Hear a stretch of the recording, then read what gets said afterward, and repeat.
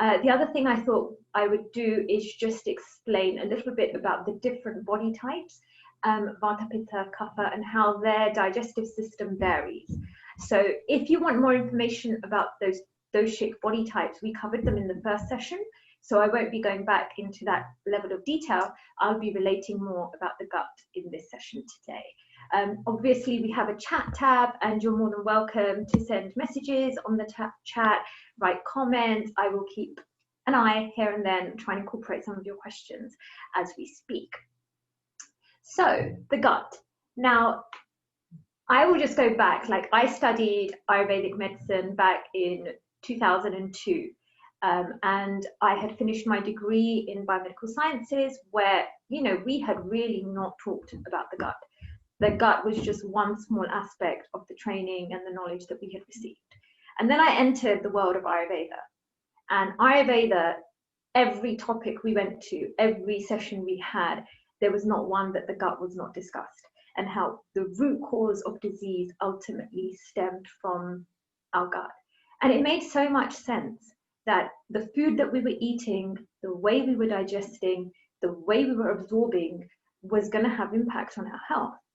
And I actually remember come 2005, 6, 7, when I had graduated and I was having conversations with other medical professionals or graduates from my previous degree, and it just didn't correlate to them. They just couldn't accept that diet even had anything to do with health, or that the gut had anything to do with health. And now we fast forward to 2020, and if you go to our friend Google and you put any health condition in there and you put the word gut, you will most likely find pages and pages of studies and blog articles that correlate the gut to health. So it's amazing to see the progression of science in connecting to what Ayurveda said so many years ago. But it also emphasizes how Ayurveda has such deep wisdom. They go even beyond what science is talking about today. And so we can now openly acknowledge and have medical doctors accept and understand the importance of the gut when it comes to our health. And why? Let's think about it logically. What our body is made of is ultimately the nutrients that we provide it.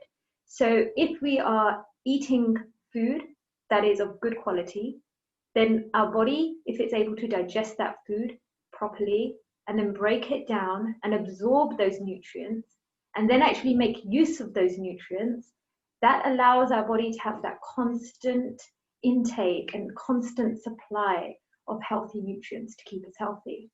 Now, if we're eating foods that are low in nutrient density, say we have a bag of crisps, or we have a can of fizzy drink, the nutrient density within that is literally nothing. It's just high in calories. So when that goes into our gut, it gets broken down, and then those small pieces that are available for the body to use, the body really doesn't have much. So where is the body going to get its constant supply of nutrients that it needs to survive? It won't have it.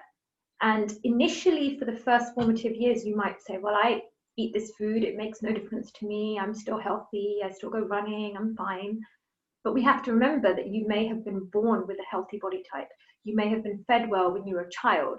You may have 100 reasons why currently your body is not in a state of ill health. But as you start to age, as you get older, your body no longer has that supply. It doesn't have anything to go to. And then you start to notice small health conditions, small health complaints. And I often get a lot of women that come to me around the age of late 30s and early 40s. It's really the main group that I see, because that's the time all of these new symptoms start popping up. And it's generally because of all the food and their dietary habits, not the past month, not the past year, but their entire last 20, 25 years. And that's why diet is just so key, because what we eat today is really going to path the way of our health in years to come. It's the way that our body stays robust and stays healthy. And so whenever we have anything that is wrong with our health, we always need to go back and we always need to think, what is my gut like? How is my intake of food? How is my digestion of food? And if we question these, then we can actually have long-lasting health. We just need to think logically about it. If we have a skin condition, we have a rash on our hand, we can take a cream and it might subside because we have got rid of the symptom. But we need to think, why? Why did my body create a rash? What was the cause behind it? And if we go back and go deep, the first place we will always start is the gut. We will look at the gut health and see, is there any maldigestion of nutrients? Is my food intake poor? Is my assimilation poor? All of these different elements, and I'll talk about them in detail so you have a bit of clarity as to how to monitor your gut health. So Ayurvedic medicine has always given emphasis to diet. It has always given emphasis to gut health, and it has always given emphasis to monitoring your own health. And this, I think, is amazing, because this is where the empowerment of your health comes from. We really need to stop passing over the responsibility of our health to other people. So it is not up to the doctor. It is not up to another person to ensure you are healthy. It's actually up to us. And often the reason we don't know what to do is because we are not able to monitor those symptoms, or more commonly, we ignore them. We ignore them when they first start to appear because they don't stop us from doing what it is we want to do. We live in a society where we live on a schedule. We live on a time clock that is running 24 hours a day, 365 days a year, and it is not different. We don't have a different schedule for the winter, to the summer, to the spring, but our body is not designed in that way. And I love the fact that science is catching up, and they have loads of studies on something known as chronobiology. And this is linking the circadian rhythm, so the cycle of the day, to the different body systems. So what they've even found is that people that don't eat regularly, that eat erratically, that don't eat in line with the body timing, they are more likely to get metabolic disorders, such as diabetes, such as obesity, such as hypertension. This has nothing to do with what they were eating. This is to do with the time they were eating. So this emphasizes that we have a natural rhythm, we have a natural body clock, and we have to work in synchrony with that. Because if we don't, then the body becomes out of its natural state of balance and its natural sync. So when we are thinking about our gut and our health, we have to become more aware. We have to start to think, when I get small symptoms of gut imbalance, I need to address it. If I don't think of why, this will go on and manifest into something else. So let's take the example of you eat a meal and you maybe feel a little bit bloated. You pass it off, okay, it's fine, I just felt a bit bloated. You keep going, because what bloating doesn't stop you from doing your actions. It might just mean you can't get into the outfit you were hoping to wear for the day, and you have to go out and buy another one. But you can still carry on, and so you do. And nobody can see that you're sick. What if you feel a little bit nauseous? You maybe take a mint, or you put something in your mouth just to stop you feeling uncomfortable. What if you have loose bowel movements? You just sort of maybe take something to stop the loose bowel movements from your chemist, or you just make sure you have a toilet nearby. Constipation, I mean, most people don't even think that it's a problem. They just think it's fine. They don't even think consciously about their elimination. But all of these things are telling us something is not right in our gut. Now, how many people would say that when they have an imbalance like that, they take it seriously the first time it appears, and they actually do something about it? See, in Ayurveda, there are 6 stages of ill health. And the first stage is when you see these symptoms and you can actually undo them and stop that disease progression. But if you leave it, you will start to get symptoms that are now not related to the root cause of the problem. So your hair falls out. It has nothing to do with the follicles in your head. It is all to do with your gut. But when you got bloated a year ago, you didn't take it seriously. But now your hair has fallen out, you go into panic mode. Why? Because people can see and it bothers you. Or you get a spot on your face. Oh my God, why have I got a spot on my face? I don't want a spot on my face. I've got to do a meeting in the morning, or, I don't want people to see. And then you start to go to a doctor and say, give me a pill. But if you think consciously, go back, what is your gut like? So I would say, no matter what health condition you have, unless it has come from the onset of surgery or some trauma or some child congenital illness, I would say that you need to always go back and look at your digestive system, look at your gut, and monitor any symptoms, no matter how small they may be, to ensure that you are actually digesting and absorbing your nutrients properly. So let's look at the different areas that we would monitor in our gut, and let's break them down into the 3 different body types. So the first thing we have to pay attention to is what we are eating. Now, even if we are not having optimal digestive system, if what we are taking into our body is not of good quality, we've already started at a lower level. We've already not given our body the opportunity to absorb nutrients. Now we have to look at society, and this is where I have moved slightly from a more Ayurvedic predominant practice to a little bit more of a mix in functional medicine. And that is because if we think of Ayurveda and years ago, the fruits and the vegetables that we used to buy and we used to grow, they were so nutrient dense. They were full of goodness. The soil was full of minerals. It was rich with magnesium and all of the different things our body needed. And if you ate the fruits and vegetables, your body was getting good quality diet. If we think of what we buy today, it is really not the same as what we used to get all those years before. Nowadays, there's a lot of genetic modification. You know, people don't want the carrot that's a bit wonky. If the carrot doesn't look straight and it doesn't look orange, I'm not eating it.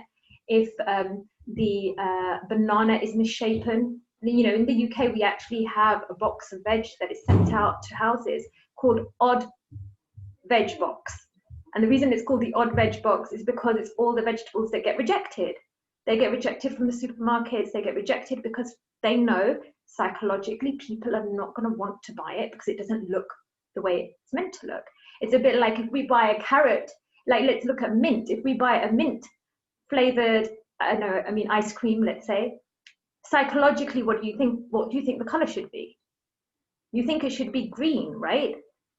But if you've ever made it at home, it's really not very green.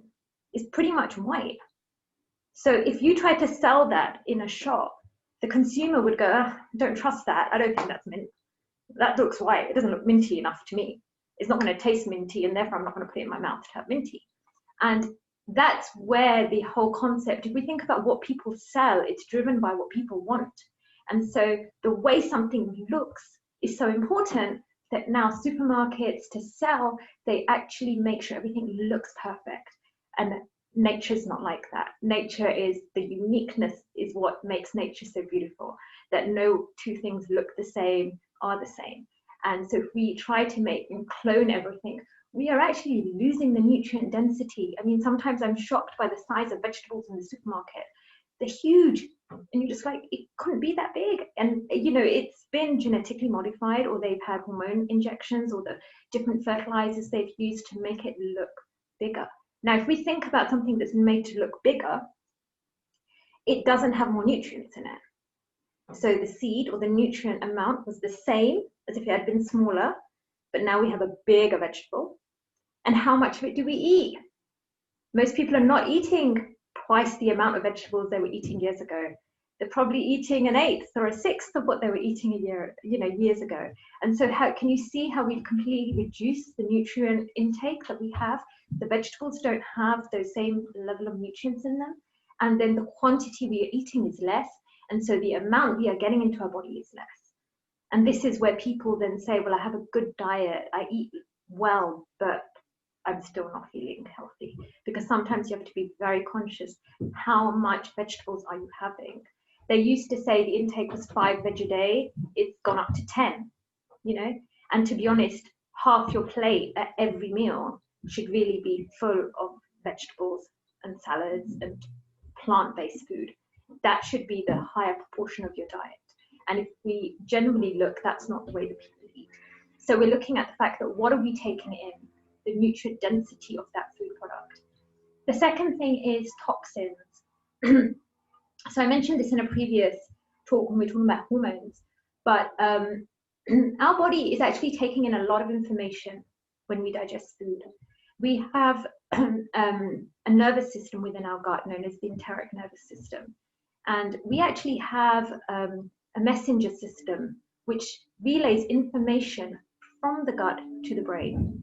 And it's really interesting because the direction of messaging is primarily from the gut to the brain. 80% of the messaging is from the gut to the brain. And what that's made people understand is that what goes into our gut is really important at relaying messages back to the brain. And some of the things that it's telling the brain is what kind of environment is this person living in? What kind of danger is this person in?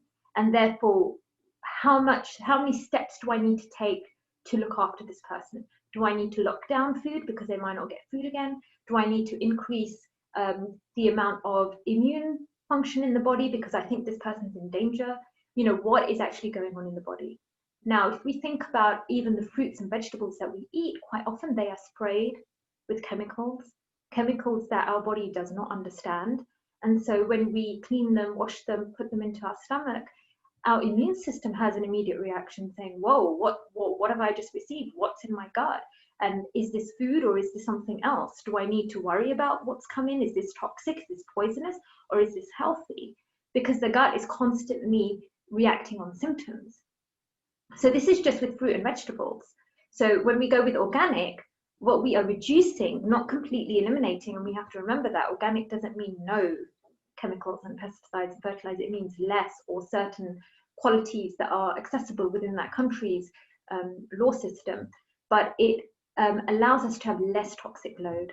And therefore, I often say to people, if you have a choice where to spend your money, it's either on a whole list of supplements or going to expensive doctors or buying good quality food. It would always be spend your money on good quality food. What you eat is going to make you robust and healthy for years to come, so having less toxic load. Now let's look at other food products. When we are, many people here maybe make a lot of their food themselves, which is very common amongst the Vaishnava community, even bread and a lot of the products that they have is all homemade. So that's wonderful and that's amazing. And that will immediately improve your chances of optimal gut health because you are not taking in toxic ingredients. But sometimes, you know, we have a busy life. We might just find it easier to get something that's pre-made, or maybe one of the ingredients we use is slightly pre-made. And I would say everybody should get into the habit of reading the labels of what they're buying, even from simple things like tinned chopped tomatoes, for example. So everything that we buy has the potential to add to our toxic load. So when we buy something like tomatoes, which are in an aluminium tin can, that can increase our body's absorption of aluminium, which is not a metal that we want in our body. So that will add to the toxicity of our internal body in our digestive system. So we want to try and ensure that everything that we use in our cooking, everything that we are taking into our body, we understand the ingredients. So even if you're buying yogurt or if you're buying juices or whatever it is that you choose to buy, please look at the ingredients. Look at what is in it. Is there anything you don't understand what it is? If there's an ingredient you don't really know what it is, put it back, because likely it's there to either preserve the product, it's there to make it look nicer, it's there to make it taste nicer, and it's not actually necessary. So it's really going back to making sure that we have very nice nutrient-dense food and that we are not continually alerting our immune system by giving our digestive system foods that it doesn't recognize. It takes a long time for evolution to set in, where our body starts to have adaptations to our environment. And our body currently is not used to taking in foods that are made in a supermarket or in a factory and being able to understand whether it's healthy or not healthy. So in order to have really good gut health, you need to make sure that you are taking in high nutrient dense foods and you are reducing the toxic load within the foods that you are taking. And you immediately set yourself up for the chances of a better long-term health. Then obviously, in order to keep the nutrient density of the food, we need to look at how we store the food. How do we prepare the food? So when we are storing food, you know, if we think back in the day, there was no such thing as a refrigerator. And I remember I used to talk about this in my original seminars. You know, I would never want to say that they didn't have the knowledge back then on how to make a refrigerator, because to me, wisdom was far greater years ago. It's because the concept of refrigerating food and then eating food later also reduces the nutrient density. So if you're buying a banana that was picked in the Dominican Republic, the chances are it was picked when it wasn't fully ripe, so that it could last the transit time to get to the country that you were in. Then it was kept in storage in the country that you were in for a certain period of time before it came to the shelf. Then when it came to the shelf, you brought it to your house, and then you probably didn't eat it on the day you got it.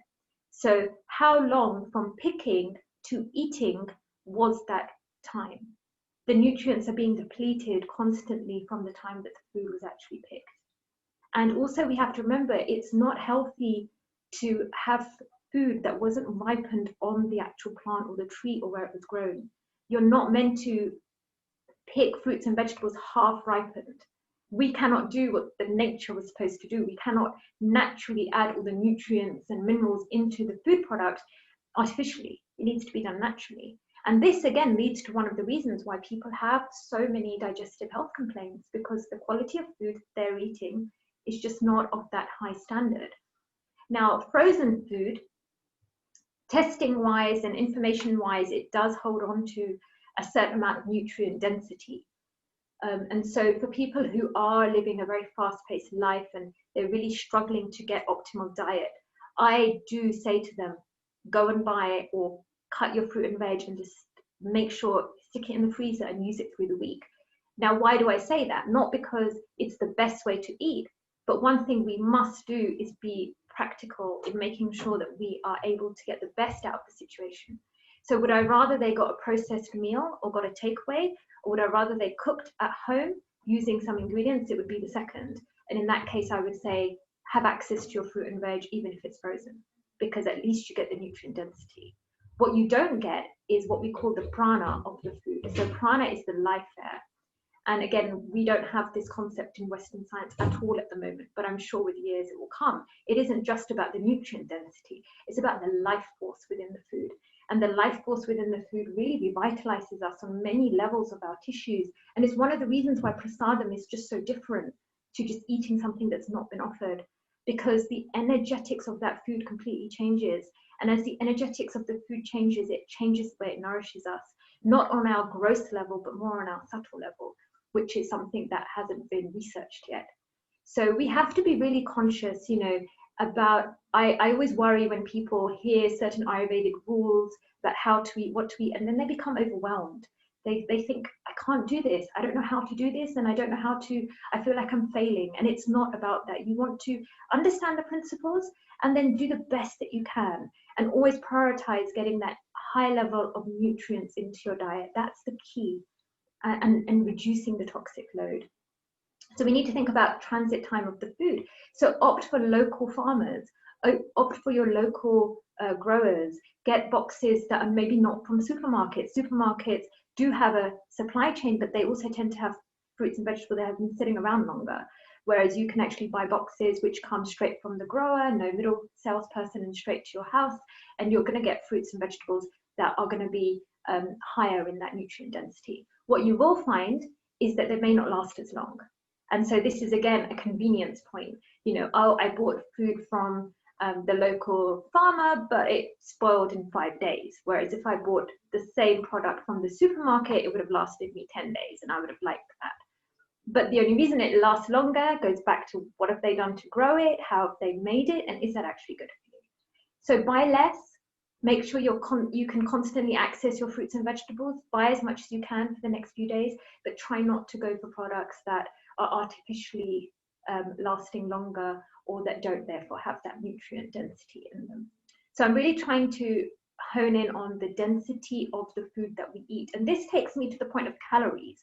I am just so not a fan of this concept of calories. And I actually find it quite frustrating to some point, because 2 calories are not the same. Like having a handful of nuts, which has X number of calories, and having fast food, which is X number of calories, does not have the same reaction to our body. Primarily because, one, when digested and absorbed, is actually going to give us a huge range of vitamins, minerals. Because it's low in sugar, it will actually give you balance in your mood. It will give you balance in your satiety levels. It will give you a feel-good factor that is sustained. Whereas if you had the equivalent in, say, fast food, processed foods, you would probably feel hungry very quickly afterwards.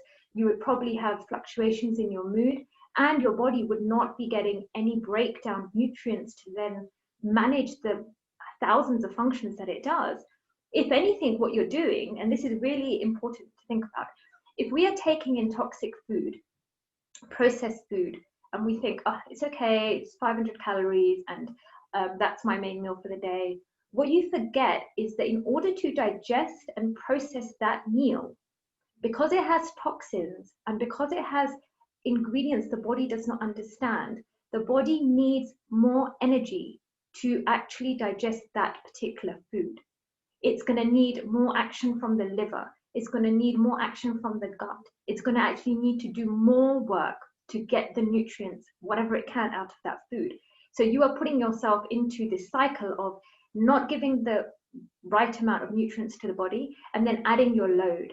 Now, if you're somebody that's got health conditions for some reason and your liver is already overworked or your gut is already struggling, you've just set yourself up for a complete loss situation, because now what you've taken in is going to be a stressor to the body. It's going to be harder for it to digest, and you really aren't going to get any benefits from it. And that will affect your mood level, it will affect your energy levels, it will affect your sleep levels, it will affect every single function of your body. So what we are eating, can you see it's affecting us in just so many different ways that it's really important that we make note of what we are eating. Now let's talk a little bit about the digestion of our food. If we take in great food, that's brilliant. But what if we're not digesting it properly? So our stomach is designed, and we need to have good amounts of acid in our stomach. This hydrofluoric acid, which in Ayurveda we consider, the stomach, the Amashaya it's known as, to be dominant in the Pitta dosha. The Pitta dosha is the fire element. And this fire element and the Agni that is predominant in the gut is allowing us to digest our food.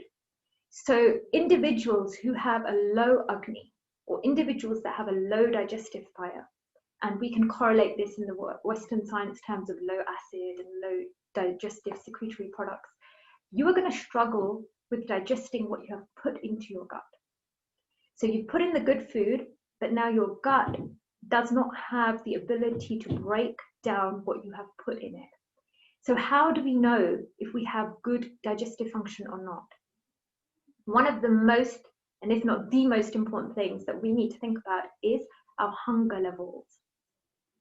If you are not hungry, you should not be taking a meal. And now if we ask a lot of people, they don't even know what the feeling of hunger really is. As a society, we have lost that notion of being in connection with our natural body signs and urges. So as I mentioned, there are 3 different body types that I wanted to discuss, and I'll just discuss them now in relation to this aspect of digestion. So we have someone known as the Vata body type, which is the air and the ether body type. We have Pitta, which is the fire and the water, and then we have Kapha, which is earth and water. And as I mentioned, we did talk about these in the first seminar, so do go back if you want to hear more about what those 3 body types are. Now, somebody who is dominant in Kapha, let's take Kapha. If someone is dominant in Kapha dosha, they have a lot of earth and they have a lot of water. So they're quite, heavy, sluggish, slow, and natural body type is quite robust. Now, a Kapha body type person actually really enjoys eating. I know a lot of us enjoy eating, but the Kapha types really enjoy their meals. Like, to the point they'd probably be thinking about food most of the day, like, what is my lunch, what is my dinner, what am I going to prepare? They are the most amazing cooks often. I always imagine this mum baking in the kitchen with an apron around her with cookies, and she's like your Kapha parent that always wants to make sure that food is available and that children and everybody is so happy with food, because we relate emotions to food, right? When we eat sweet foods and when we eat unctuous oily foods, it really sends positive messages to our brain and makes us feel happy. And so Kapha body types are predominant in these earth and water elements. So the sweet taste, the sour taste, the salty taste is very predominant in them. So they really enjoy sweets and they really enjoy heavy foods, and they think about food a lot. But if we take those same qualities and translate them to the gut, and I mentioned the gut is a lot to do with the fire element, you'll see if you correlate, there isn't that fire element in people who are predominantly kapha. So now I ask the question to you, if we were in a room right now, we'd be interacting, but what do you think that will do to their gut? How do you think their digestive fire is? Do you think it's strong? Do you think it's medium? Do you think it's weak? What do you think? Do you think this person can digest everything? Do you think they might be struggling? Yes, Ishita, correct. The person would have a weak digestive system. Why? Because there's no element of fire within them. So when we think of a kapha individual, we call them madhyam agni. They have low agni. Now again, look, this is not to do with what you were eating, what you were not eating. This is your inherent genetic predisposition. You are going to be more inclined to a weaker digestive system. Does that mean that you have to then suffer the consequences of it? No, it just means awareness. Be aware. Okay, I have a more kapha dominance, therefore my digestive fire is a bit weaker, therefore I need to be extra cautious. And what do you need to be extra cautious about? You don't eat unless you are hungry. So kaphas by nature love routine. They love to wake up and have a schedule. They tend to be the ones that are very organized. They write everything down. They do everything methodically. They love that sense of structure. But unfortunately, whilst having that structure is so healthy for their body, if they're eating when they are not hungry, they are going to make their digestive fire even weaker, and they're then going to struggle with digestion, and then that is going to go on to lead to lots of health complaints. And I'll explain that in a little bit. So can we see kapha body types? They love sweet food, they love sour food, they love salty food, they love eating, but unfortunately, they just can't digest it as well as everybody else. The one thing I will say is in my clinical practice, I have noticed that anyone who comes to me who has history of regular eating patterns tends to have fewer health conditions and more easily resolved health conditions, because they have got their body into that synchronization of eating at a regular pattern. So that side of kapha is one of the reasons why kapha actually have the strongest body types. They are the most strongest immune systems, the most robust, they're very healthy for childbirth. They have a very strong and nice and healthy body type.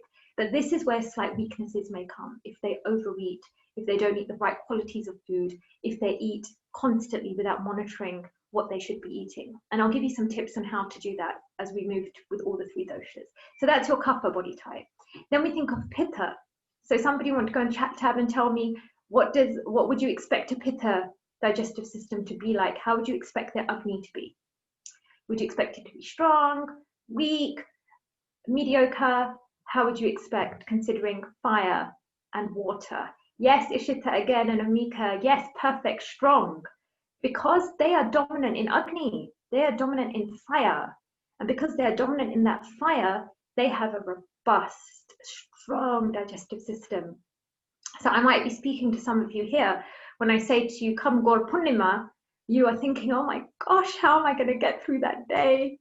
I don't even think I can do any service. I think I might pass out because I can't handle no food for that period of time.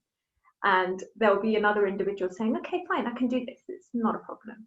And the pitta body type, they have such a strong digestive fire. They need heavy foods. They need regular intake of foods because their fire is constantly burning. And they need to make sure that they are aware that they're eating the right amounts of food.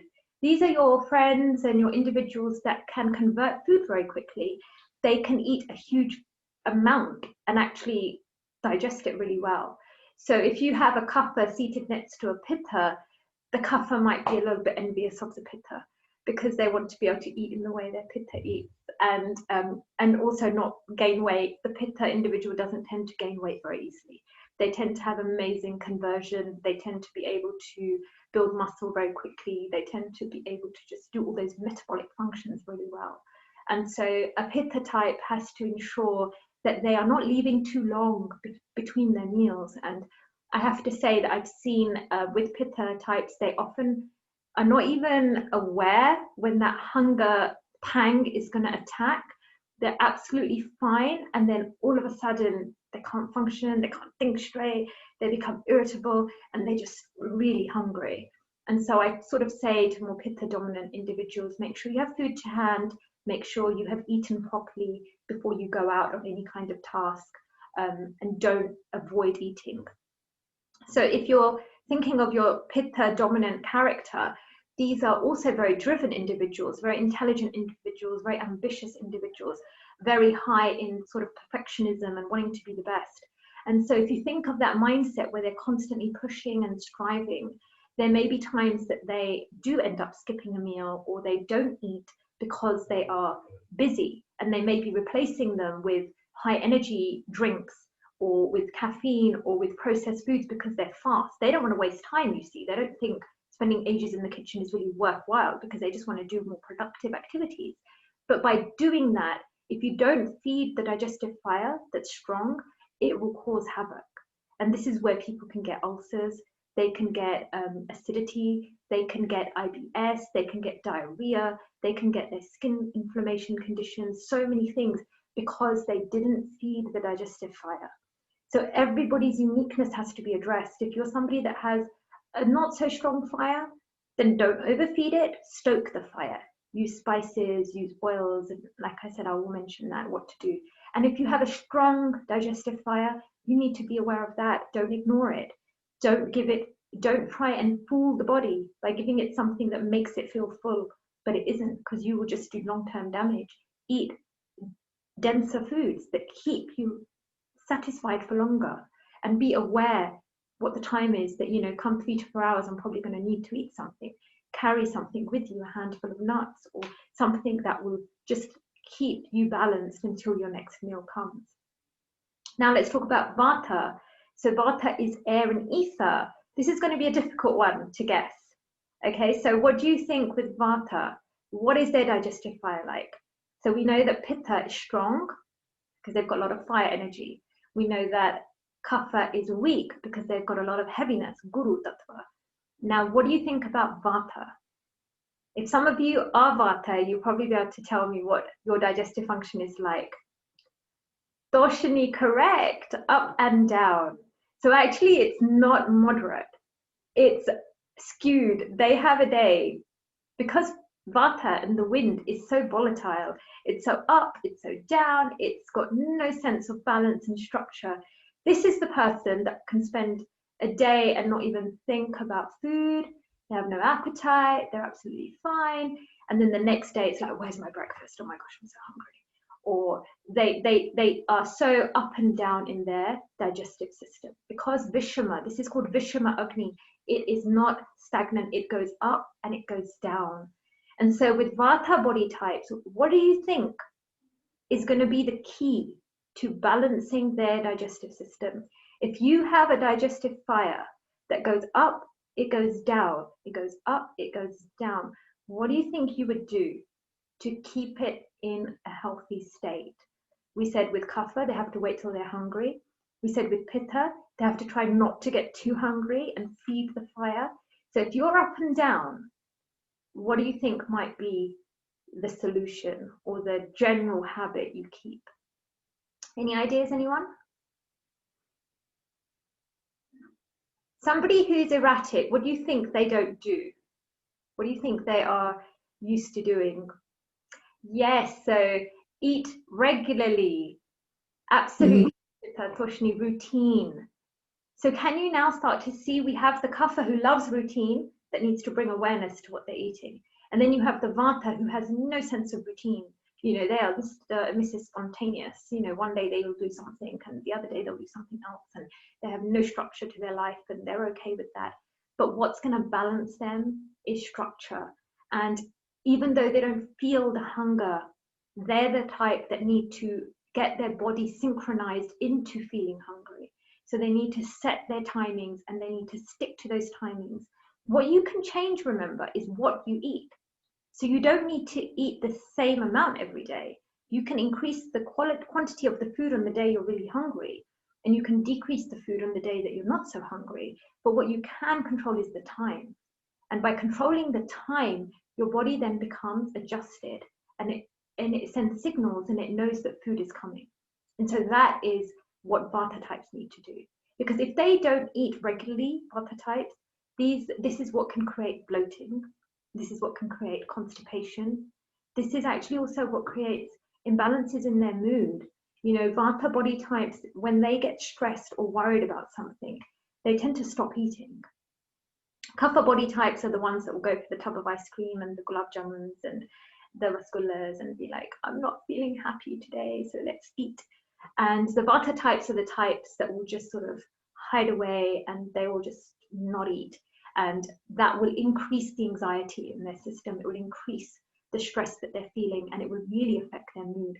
And I think mood correlations is so interesting because you have Kapha, who are the more heavier guru elements, and they're more prone to being stable and happy, but they can be prone to depression. And then you have Pitta, who are very energetic, but can be prone to being very stressed and angry. And then you have Vata, who are very erratic and emotional, but at the same time, they can also get very anxious. And all of these mental health conditions we can actually control with our diet. And this is what I love about food, is that if we understand our natural propensities, we can use the diet to help the more subtle conditions that we feel without needing to reach for a pill or without having to struggle with those things in a day. So can you see now how the different doshas will affect your digestive system? They'll therefore be different in the way that you eat and the things that you need to be more conscious of. Now, what this doesn't mean for those parents who feel, oh my goodness, I have a child who's Kapha and a husband who's Pitta and I'm a Vata, what do I do? No, we're not saying, you know, you need to break down and everybody needs to have meals at different times. This is about what I said at the beginning. It's about that understanding of your body. It's about being aware. It's about knowing how to fine-tune your diet and your lifestyle to keep you in a state of balance. Well-balanced doshas, okay? Well-balanced doshas, regardless of your body type, will eat the same. Yeah? So the notion in Western influence of Ayurveda, I find, has been so dominant on Vata, Pitta, Kapha diets. No, because that's not natural. Natural is everybody eats together. All the doshas eat together. So when you are out of balance is when you want to be thinking, okay, is my Vata out of balance? Is my Pitta? These are the things I need to correct. But if you're in a state of balance because you eat regularly, you eat a balanced meal, you have good eating hygiene, you will probably not have to make those choices. Does that make a bit of sense? So it's really when you get out of your natural state of balance that we then have to look at which dosha is out of balance and how do I bring that back into balance.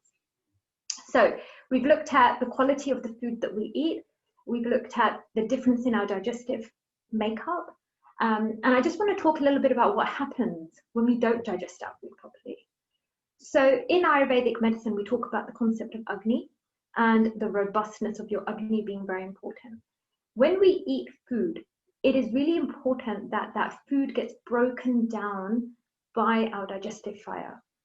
If the food does not get broken down into small enough particles, it ends up staying in the gut. It stays in the gut because it can't go through the digestive system optimally like it should have. And as it stays in the gut, it starts to ferment and it starts to produce unwanted chemicals.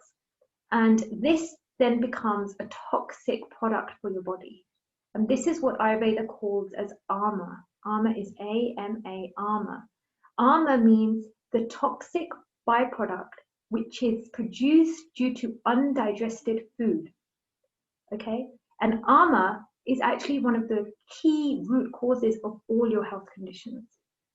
So if your body is in a state of ama, you are much more likely to then go on and develop health conditions. The first stage of ill health is that the ama is just going to be in your gut. So you will only have digestive related complaints. This is where I spoke about the bloating, the nausea, the lack of hunger is even a sign of increased ama. All of these things is when the ama is predominantly in the gut. Now, if you ignore that phase, if you do not do anything about it at that point, what happens is this ama starts to travel throughout the body and lodge in different places. When it starts to lodge in different places, depending on where it goes and which system it affects, you start to get ill health. So can you see how the disease has now progressed? Where you could have stopped it in the gut, it's now gone out into the extremities, and now you have to deal with a much more larger, deeper picture of healing. And if we think of rheumatoid arthritis, and this is, again, you can get science papers on this now, they speak about the fact that when you eat food and it is not digested properly, this food is not broken down properly, so it's slightly larger, and it can actually pass the gut into the lining. When it passes over into the bloodstream, this larger molecule of food that is something the body normally recognizes, it doesn't recognize it when it's larger. It only recognizes it in the small form. So when it sees this large molecule of undigested food, let's just take, you had your roti and sabji for lunch and you didn't digest it properly. So as it's broken down, it's passed over into your gut, the wheat molecule that's passed over into your bloodstream, but it's not broken down. The immune system goes, whoa, what's this? I don't understand what this is. The policing system comes along and says, this is a threat to the body. And it triggers an immune reaction in the body. And this is one of the key causes of autoimmune conditions. And autoimmune conditions, there's a long list of them, from psoriasis to alopecia to certain types of diabetes. There is so many different conditions that are linked to autoimmune conditions. And one of the root causes is when we don't digest the food properly. So this ama that we talk about, and it travels through into the bloodstream, it triggers an immune reaction. And what happens in rheumatoid arthritis, for example, is this immune complex, so this undigested food material, it actually goes and lodges in parts of our body. Now, if we think of where rheumatoid arthritis tends to show, it can be in your fingers. So this is where your circulation may be at the weakest. So if those toxins have now gone and lodged in your knuckle, and then you start to feel inflammation and you start to feel pain. Again, it's not about your bones. It's not about your fingers. It was all about your gut, because you didn't digest the food properly, because it then passed over into the bloodstream, because possibly your circulation is not great, either through your breath work is not great, or you're not exercising. The circulation is not so active in your fingers and in the lower extremities. And so you start to notice your big toe is a bit stiff, your fingers are a bit stiff, and then you go to the doctor, they give you an analgesic, or they tell you to have further blood tests, but really it was all about going back to the gut. So the gut is so important. And when we don't digest this food, this ama, and it goes over into the bloodstream and then it travels throughout the body, it can cause havoc. And this is why in Ayurvedic treatment, what we do is we have massage and we take ghee and we do steam, even before we do the cleaning and the shodhana aspects of Ayurvedic treatment. So when you take massage, it's not the massage we know in the Western world, which is relaxing. It's a therapeutic massage. And what they're actually doing is they are breaking down this ama that has been spread throughout the body. And the action of the massage is to bring the ama into the gut.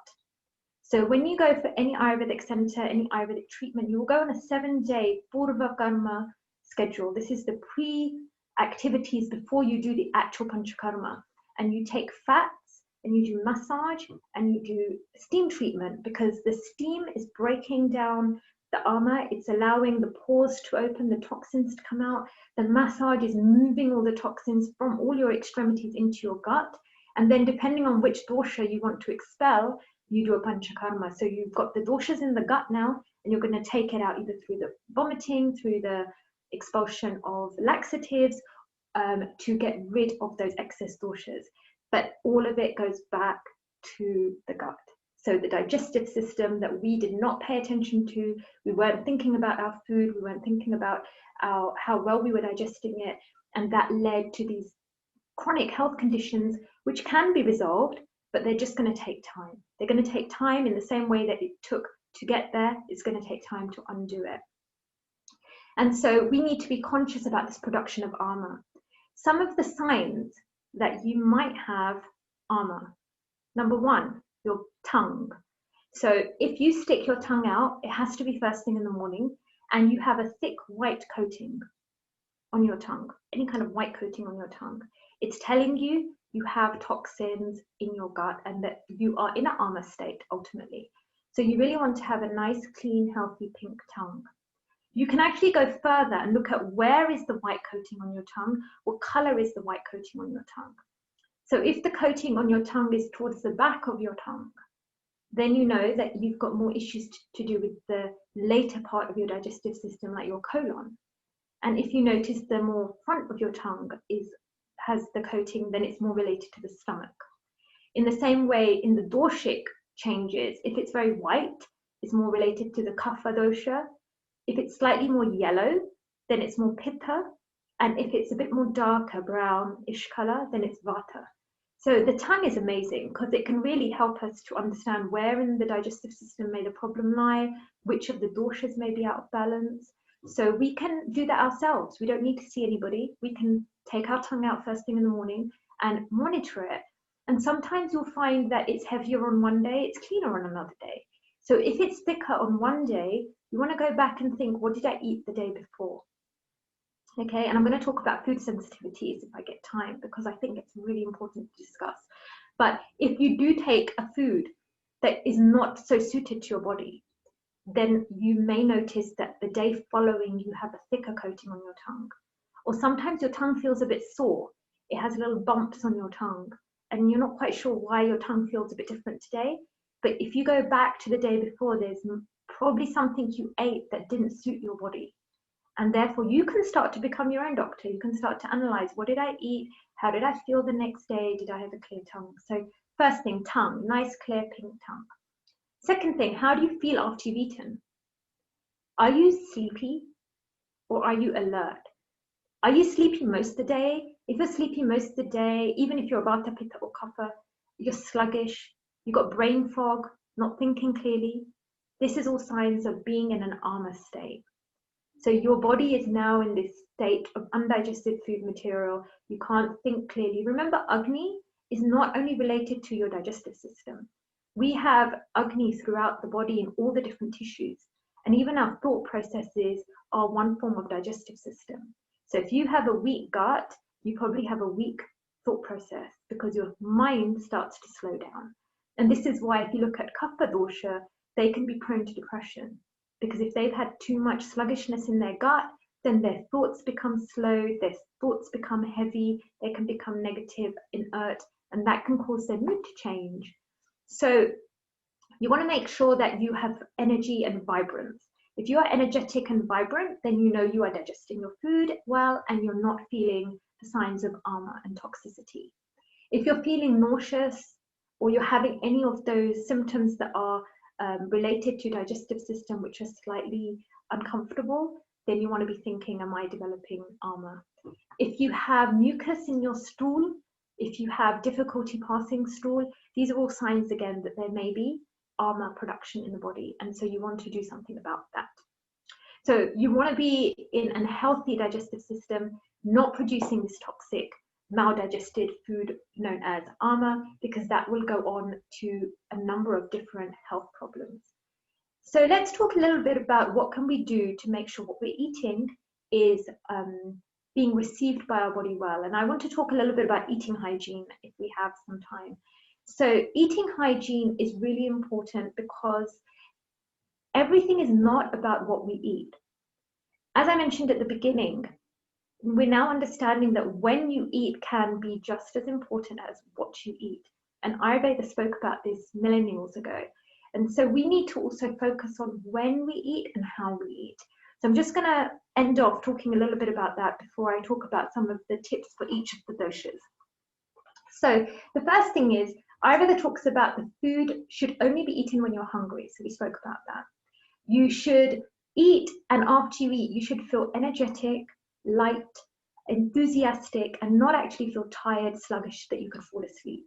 If you're feeling tired and sluggish, you need to go back and think about that meal that you ate. It is possible you overate for your digestive capacity. So you have to remember, Ayurveda doesn't tell you about a certain number of grams of carbs or fats or anything like that. It talks about everybody having a different capacity to what they can eat. And only you can figure that out. And the way you can figure that out is making sure you feel energetic and light and rejuvenated after you eat, that you feel hungry after 3-4 hours of eating your meal. If you're feeling hungry straight after you've eaten, then you didn't eat enough. If you're still not hungry by 6-7 hours, then obviously the food that you ate was more dense and heavy for your body and you weren't able to digest it. So making sure that you are hungry before you eat is really important. Ayurveda also talks about eating warm food, prioritizing warm food. And the reason we talk about warm food is, again, if we go back to the state of the gut, we're talking about warmth and agni and heat. So if we're constantly putting cold food into our gut and our digestive fire is receiving cold food, it's not going to do it any favors. It's going to not help it in the digestive process. Now, Pitta types tend to like cold food because they have so much agni. So they can get away with it a little bit more. But on a general note, we want to eat predominance of warm foods. Warm food actually tastes better. It helps the body to digest the food. And it also balances the two doshas, Vata and Kapha.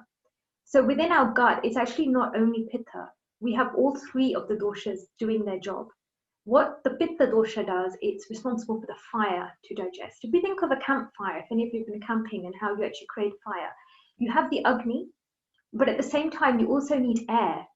You need air to fan the flame. And that's what the Vata does. There's something known as Samana Vayu, and it actually causes the Agni to grow nicely. And then you have Kapha. Kapha is slightly mucus coating of the lining and the mucus within the secretions within the gut that help to break down the food. So it's a combination of all three of these things that actually helps digestion to take place. So if any of them are out of sync, we will have poor digestive function. So when we have warm food, we're making sure that the Vata is optimally functioning. We also make sure that the air movement is downward, so it helps in the excretion and the expulsion of the food. And it also makes sure that that Kapha, the denseness, doesn't become excessive in production. So warm food can help us in that way. The second thing that's really important is actually having a little bit of oil in your food. Oily and unctuous food actually is really good for feeling satisfied after you eat. If you eat food with a little bit of fat in, you're going to feel more satisfied at the end of it. The oiliness of the food also helps stoke the fire. So if we've done yajnas and we've seen you add ghee. So ghee is wonderful for the digestive system. And ghee is actually really well tolerated with people who even have dairy intolerance because it's removed a lot of the excessive heavy fat proteins that it is problematic to digest. So ghee is really good at helping stoke the digestive fire. So having a little bit of unctuousness to your diet is really important. And again, the Kapha needs to make sure that they don't listen to this point and write it down and say, well, I must have my fat. You must, but you need to have it in moderation. The Vata type need to take more note of this because they're naturally more dry in the body. So they need to make sure they're oleated. So having salads and dry foods is not going to be optimal for a Vata person. They need to make sure there's oil and there's fat in their diet. So making sure it's warm, making sure it's oily, making sure you only eat when you've digested your previous meal. So if you did have a heavy meal before, go a bit longer before having the next meal. Don't think because the time is now mealtime, I need to eat. Because what will happen, it's a bit like a cooking pot. If you start cooking and you've been cooking for half an hour and you've cooked a lot of the beans in your pot, and then you think, oh, I think I'll just add some more beans in top because I just want a few more. And if you add a few more beans on top half an hour into cooking, what are you going to have? You're going to have some that's cooked, some that's not cooked, and a bit of a mishmash. That's actually what happens within our gut. So if we don't wait for the food to leave the gut, we are actually just going to add on and on and on. And what do we get? We get those maldigested foods known as ama. So we need to make sure we've digested the previous meal before we have the next meal. The environment we eat in is also really important. And it's one of the reasons why I think restaurants and other things took over, because the ambience within our environment sends messages to our brain. It makes us feel comfortable. It makes us feel happy. It makes us feel calm. And when we are happy and we eat, we digest our food better. If we are upset or if we are stressed or if we have emotions that are negative in any way, our digestive system is not working as optimally. It's quite simple, really. If our brain is not focusing on digestion, you're not going to produce the same amount of digestive secretions. You're not going to have good gut motility. You're not going to have good elimination of the gut, and therefore you will get this toxic food product. So you need to, eating in a nice environment, eating in a peaceful environment, making sure you have no distractions, no phones, no laptops, no iPads, not even really talking to the people that you're with. They say you should eat in company of others that you enjoy, but talking is actually not a good idea. The reason talking is not a good idea is because you then take in too much air into the body. And if you're taking in air because you're talking too much, you're going to slow down the digestive process. What you also do is you confuse the mind, because the mind is meant to be focused on eating. And instead of focusing on eating, you might be talking about a certain topic, you might be laughing, you might be crying, and your brain is getting mixed messages. So not to talk too much when you're eating is really important as well. You want to eat peacefully and in full focus of your meal. And this is why the thali system and Indian food, I think, is amazing, because try eating a thali in front of a TV, or try eating a thali in front of doing something else. I mean, you'd make a bit of a mess. You would have no idea where your roti is, where your dal is, where your sabji is. You have to focus, right? And when you're eating using your hands, you actually decide each mouthful, oh, I think I'll have a bit of this time, or I think I'll have a bit of this time. And so the concept of one bowl of food with a fork has made it so easy for us to do 10 other things at the same time and to shovel the food down. And that is also not a good idea. We want to focus on the food. We want to smell the food. We want our brain to be aware of the food. And that brings me actually to an important point, that you should never eat on the run. You should never eat while you're moving. I mean, this assumed that already, you have to sit down before you eat. If your body is walking, the brain is using the muscle energy, it's telling us to move. But then you're eating, so then the gut is not getting the signals it needs. You need to sit down and you need to give priority to your meal times. It really is like a ritual. And this is where prasadam concept helps to put that into practice, because we are observing something that is a religious activity. We are praying, we are thankful, we are nourishing the body. There's so many practical deep roots behind that, aside from the notion of, giving back to Krishna and understanding the food is spiritually energizing our body. Very practically, we give the mind, when we offer prayers before we eat, we give the mind an opportunity to switch off from all those things we were doing and to focus on the diet, to focus on the food. And as we focus on the food, that allows the brain to start producing the digestive juices before we even start to eat. And that's why the smell is so important. The way the food looks is so important. The preparation of the food is so important. And then focusing on the food is important. And if you don't do that, you will not digest the food as well, and you won't break it down, and you won't get the nutrients from the same food. The same food, if you eat without focus and just in your mouth, you will not have the same breakdown of nutrients. You'll also find that when you eat without focusing, you might eat more than you actually were going to eat, because you have no concept of what you ate. You might find that you eat really fast, and this is also not recommended. Ayurveda asks you to eat at a moderate pace. If you eat too fast, then what happens is you don't give the body time to send signals that you're full. If you don't, it takes about 20 minutes for the signals to be relayed from your gut that you're full. So if you don't let your body give you the signals that you're full, you're going to overeat. And then afterwards, you're like, oh my gosh, I ate too much. Now I feel terrible, because you didn't listen. Secondly, you're probably not chewing your food. Now, chewing is so important for good gut health. Once the food goes into our body, we have no control. We can't say, oh, stomach, more acid, please, or, colon, do what you need to do. We can't do anything. What we can do is chew. Now, why is chewing important? Do you remember I spoke about breaking down food products and how undigested food gets transferred over to the blood, and then that can cause so many health problems? If we don't chew properly, how big are the pieces that are going into our stomach? How much work does the stomach have to do to break it down?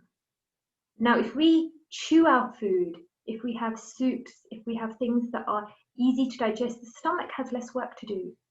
This is why when people are unwell, people go and have khichdi, or there's the concept of having soup. Why? Because we're taking the load off the gut to do the work to break food down. So by chewing properly, and Ayurveda says 32 times, for some people they find that way, like they just get annoyed by the time they've even had one mouthful. But you want to chew really until you have a watery consistency in your mouth before you swallow. and you want to really focus on every bite. And what that helps you do is to savor every mouthful. It helps your stomach to digest the food properly, and it will normally mean that you don't eat as much as you would have eaten because you're now more in tune with satiety and how you should feel. So making sure that you are chewing your food properly is really important. The other thing that you need to do before you sit down is when you sit and you say your prayers and you focus on your food, we have to remember that the body works in two different nervous system modes. The sympathetic nervous system mode, which is the more stress response.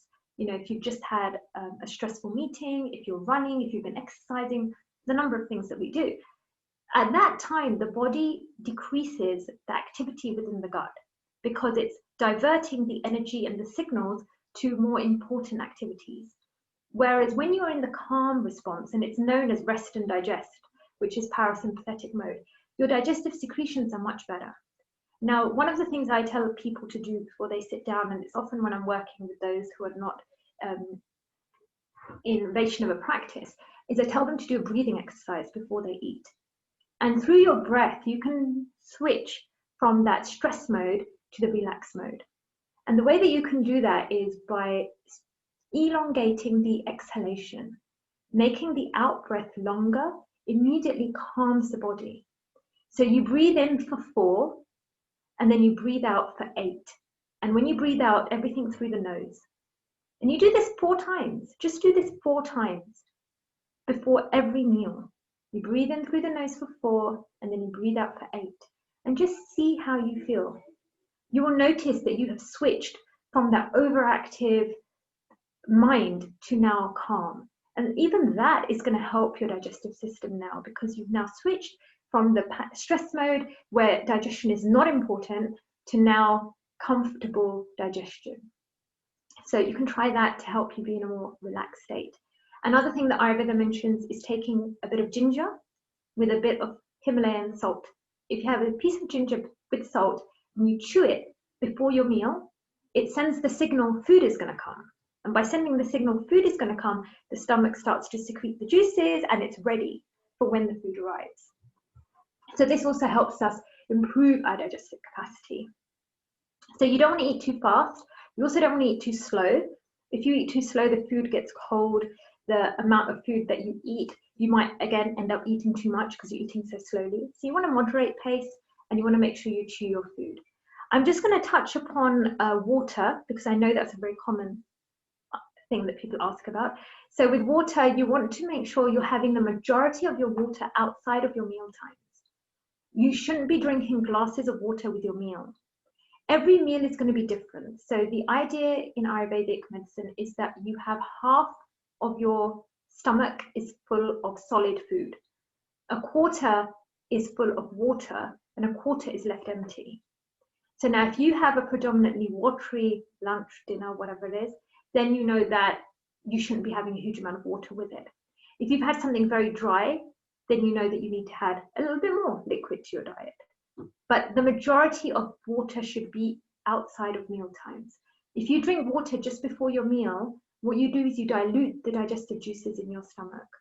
And if you drink a lot of water after your meal, you put out that fire again. So you make it sluggish, so then it can't digest the food you've just put in. So you want to eat and have sips of water and then drink majority of your water before and after your meals. The other thing that you want to look at when it comes to digestion is your elimination. So if you are getting constipated, which is common in Vata dosha, if you have diarrhea, which is common in Pitta, and if you have a bit of both, which can be common in Kapha, you can have more sluggish digestive system. But if you're noticing elimination is not optimal, so you're not passing stool every day in the morning once. Pitta types might pass more than once a day, but you want to be passing stool every single day. And if you're noticing that there's a bad smell, if you're noticing that it is not well formed, if you notice a lot of excess undigested food matter or lots of mucus, again, it's all about going back to the gut. What's going on in the gut? Why is my digestive system not functioning properly? So these are some of the things that are really important for us to take note of in the gut. The gut is such a large, broad topic that I could carry on and go on and on. But I am conscious that it's 11:10. So I think that if there's any questions, I'll be happy to take them. So at least you can take from the talk what you were hoping to take. But in summary, I would say that we have to be conscious of what we are eating. We have to be conscious of how we are eating. And in terms of when to eat, this is a very interesting one. Because a lot of people say, Ayurveda says that Pitta time is from 10 to 2, and therefore one should eat majority of their food at lunchtime.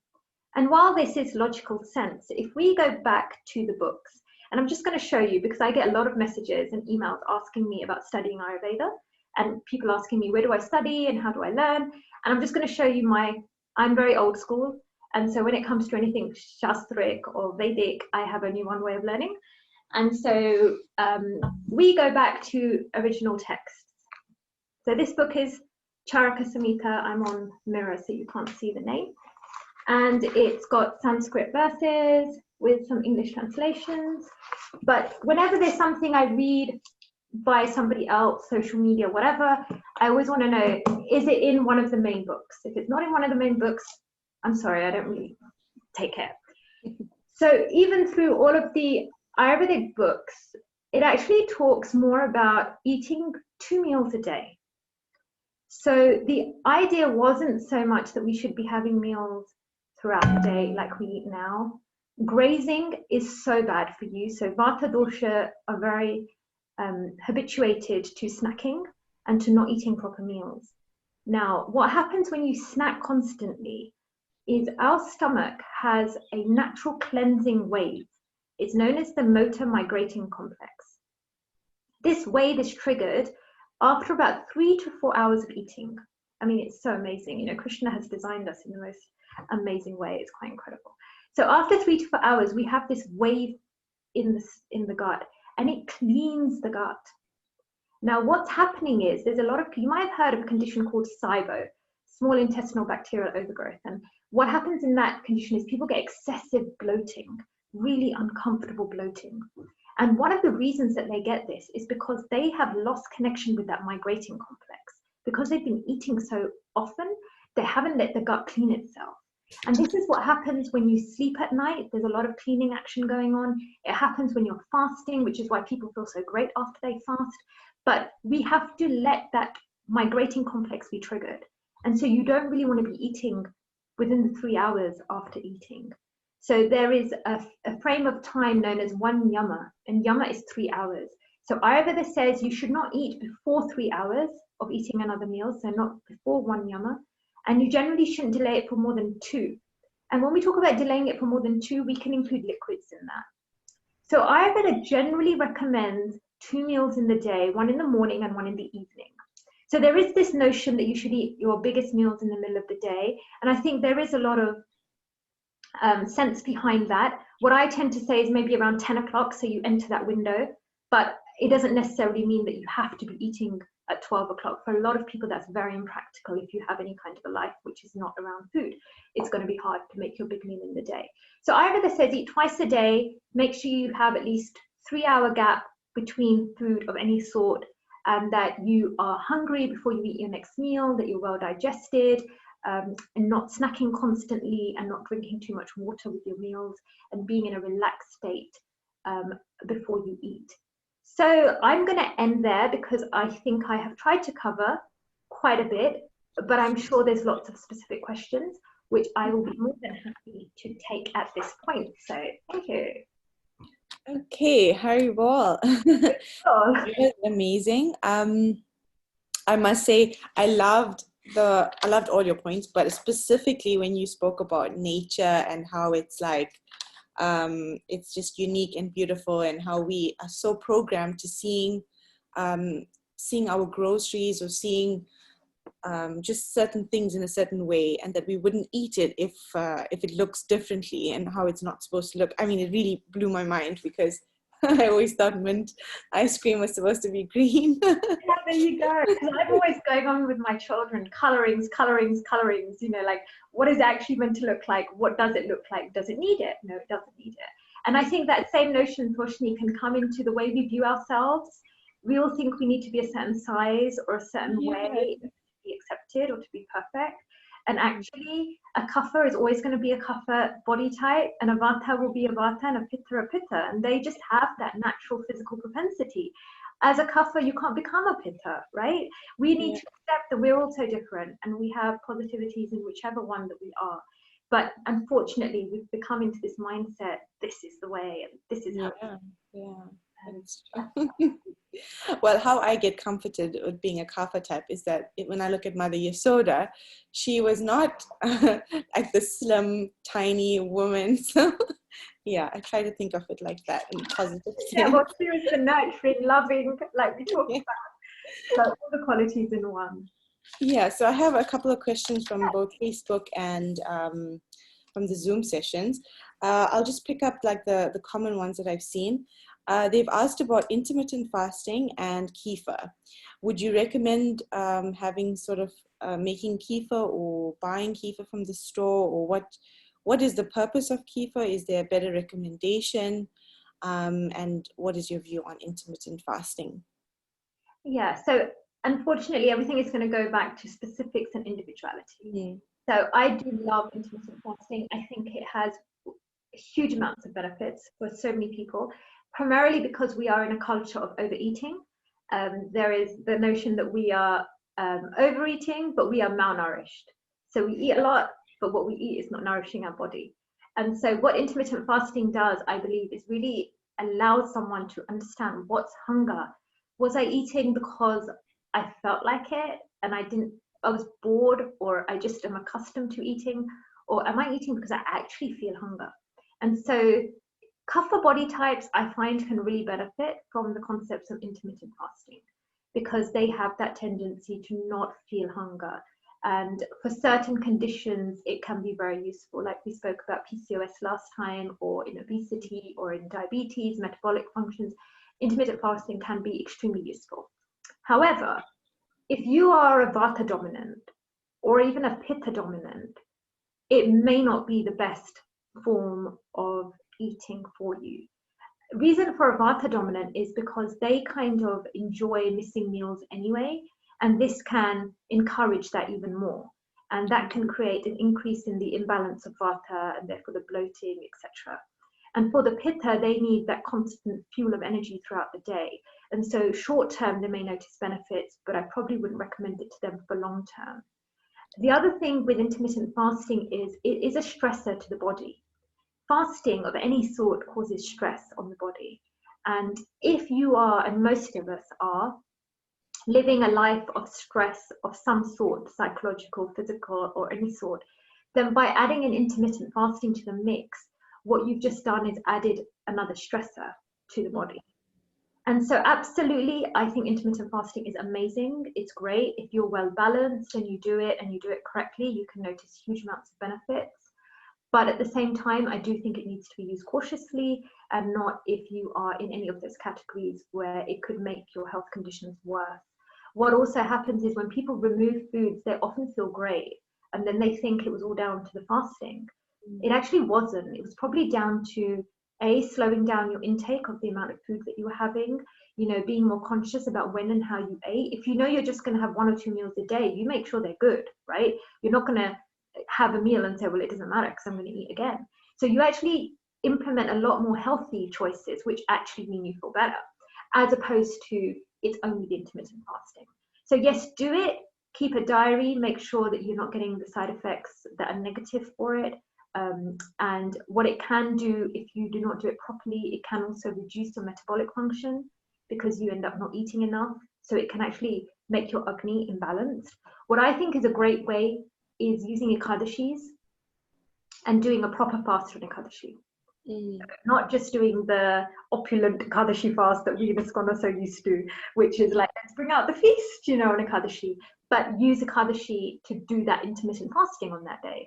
have a day where you refrain from, I mean, think about it, you're refraining from all grains, you're refraining from most of the heavy food groups. Don't add in loads of potato and dairy on that day. Have loads of warm teas and light foods, and use that as your reset day. And that way, it's not going to be too strenuous for the body because it's not constant, it's just regular. And most of Vedic culture has fasting, so fasting is really beneficial. Also, don't do it if you're pregnant, and don't do it if you have, like I said, excessive amounts of stress, disrupted sleep, and all of those things. Now, kefir, we call it kefir. So this is so interesting. I had a client recently, and I just want to share. So she was losing hair, and during the consultation, it came about, actually in the second consultation, that she said, it's really itchy when I'm, and I think, and then my hair falls out. So originally she hadn't said that it was itchy. She had just talked about the fact the hair was falling out. Now, she was somebody that was having a lot of fermented foods.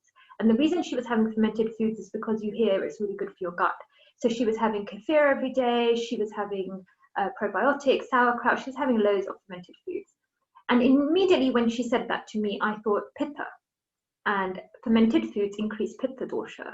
And so my inclination on the very first session was, I don't really think you should be having so much of these fermented food products. It can be difficult because, as we know, people base a lot of their knowledge on what they read. And so you read healthy gut bacteria, add in the fermented foods. And I said to her, look, can you switch from dairy to coconut kefir? And can you just give it a 2-week break? So I didn't say, no, don't have it. I just, can you give it a 2-week break? And then we added in some things like neem, because I was thinking there's a pitta dysfunction going on here. And so when she came back to me the next time, she was like, oh, I do think the kefir was making it worse. Like, I do think that it's got better, and I haven't gone back to having it.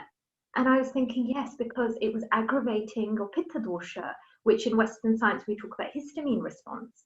So again, in relation to your question, is kefir good? It depends. Like, what is the state of your gut right now? Are you healthy? Can you tolerate that extra amount of kefir? Yes, then it's brilliant.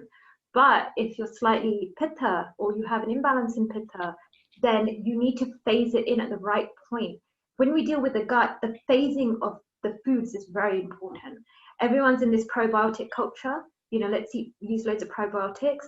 But if you take probiotics when you have growth in the gut that is not ideal, then you are going to encourage growth in the gut, and then you get bloated and you feel really awful. So order of what you do is really important. So kefir, yes, it can be good, but you must be cautious about your gut. Ayurveda speaks more about buttermilk, which is takra, and that is recommended for all body types. And the way that you make takra is using, this is where it becomes a bit difficult, because again, due to commercialization, if you had milk in the shop where the fat was at the top and the liquid was at the bottom, how many of you would buy it? So what did they do? They homogenized it. They put it in homogenization, so it's uniform and it's white. But what does that do to our body? The body does not want the fat and the liquid to be homogenized. It wants it separated. So firstly, you need to go for unhomogenized dairy products. You need to go for unhomogenized milk and yogurt. When you do that, so if you get unhomogenized milk and you turn that into yogurt, when you churn that yogurt, you're going to get butter. If you try and do that with normal yogurt in a shop, you're not going to get any butter. You're not going to get any cream. So takra is basically when you add yogurt to water and then you churn it and you remove the fat. What's left, that way that you get that's left, is meant to be like nectar to the digestive system. It is the best thing that you can drink for your gut. Now, making it is going to be the difficult bit, depending on where you live around the world. But if you can get your hands on making takra, add a bit of cumin, freshly ground cumin, a little bit of salt, maybe some coriander and mint leaves, you're going to get a lot of benefits as opposed to things like kefir, which may have other side effects to it. Mm-hmm. Cool, that's interesting. Unhomogenized milk. It's very hard to find it in South Africa. We don't have it anywhere. So really, sometimes there's one brand somewhere. I used to do my research and just find one brand, and then I would just recommend that to everybody. And actually with dairy, we need to go one step further. We want it to be unhomogenized, but we also want it to be A2, which we can talk about. Yes, I heard about that as well. We don't actually have A2 cows in South Africa either. Oh no! Yeah. France has them, so you can get French butter. You're more likely to get A2. Guernsey cows and Jersey cows in the UK are more likely to be A2. And I know India has now come across the whole A2 thing, so they're promoting their A2 cows. But, researching, you might be able to find some breed somewhere. Not marketed as A2, but having a predominance of A2. Yeah, okay. I also really liked, and others have liked the analogy of the cooked beans and then adding uncooked beans later, like 30 minutes later. I think a lot of us do that. We end up eating again 30 minutes later thinking, oh, okay, it's just a snack, but it's actually destroying the whole situation with the eating, with the digestion. Also, another question that came through is, should we use ghee versus oil? Because a lot of conflicting information about that. So maybe you can specify what's the best.